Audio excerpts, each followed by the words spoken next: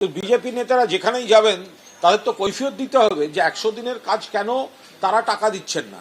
তো মানুষের ক্ষোভ থাকবে, শ্রমজীবী মানুষ কাজ করিয়েছেন টাকা দেননি, টাকাকে দিয়েছেন মমতা ব্যানার্জি। কতজনকে 59 লক্ষ জব কার্ড হোল্ডার, কত টাকা 3700 কোটি টাকা কোথা থেকে দিয়েছেন? বাংলার নিজের তহবিল থেকে।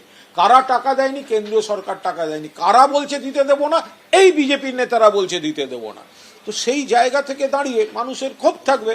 প্রথমত ওখানে গিয়ে তিনি ধর্মের নামে ভেদাভেদ করতে গেছেন, তো এবার তার সঙ্গে 100 দিন।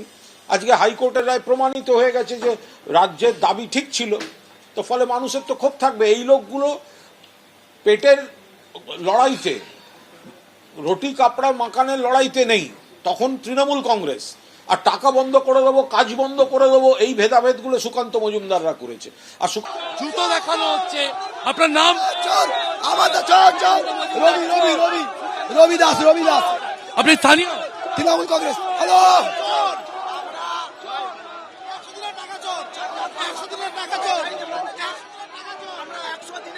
যে ছবি দেখা যাচ্ছে একেবারে হাতে জুতো নিয়ে বিক্ষোভ দেখাচ্ছেন বিক্ষোভকারীরা। আমি এখানকারই বাসিন্দা, আমি 100 দিনের টাকা পাইনি। আমার জুতো কেন? ওনাকে মারবো বলে উনি আমাদের 100 দিনের টাকা আটকেছে, আমাদের আবাস যোজনার টাকা দেবে। মিথ্যাবাদী চোর, ওকে এখান থেকে টাকা দিয়ে তবে যেতে বলো। ওরা এখান থেকে টাকা দেবে তবে যাবে এখান থেকে। আপনার নাম? মিঠু দাস। আপনি 100 দিনের কর্মী? হ্যাঁ।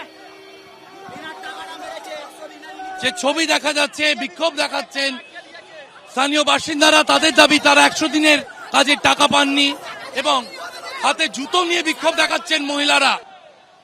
কনভয় নিয়ে বের হচ্ছেন বিজেপি রাজ্য সভাপতি, কেন্দ্রীয় প্রতিমন্ত্রী, সেই ছবি আমরা দেখতে পাচ্ছি। শেষ পর্যন্ত কনভয় বের করা হলো সুকান্ত মজুমদারের। কনভয় নিয়ে বের হচ্ছেন সুকান্ত মজুমদার। নিরাপত্তা রক্ষীরা ঢাল নিয়ে সেই গাড়িকে নিরাপত্তা দিচ্ছেন। অন্যদিকে দুদিকে দেখা যাচ্ছে বিক্ষোভকারীরা, তারা এখনো মজুত রয়েছেন, হাতে জুতো নিয়ে বিক্ষোভ দেখাচ্ছেন। বজবজ পিকে হাই স্কুলের সামনে যে ছবি দেখা যাচ্ছে, বজবজ পিকে হাই স্কুলের সামনে থেকে আপাতত বের হলেন সুকান্ত মজুমদার। তিনি এই বজবজ পিকে হাই স্কুল পার করে আপাতত কলকাতার দিকে বেরিয়ে গেলেন রাজ্য বিজেপি সভাপতি সুকান্ত মজুমদার। ক্যামেরায় প্রবীর সামন্তের সঙ্গে শিবাশিস মৌলিক, এবিপি আনন্দ, বজবজ।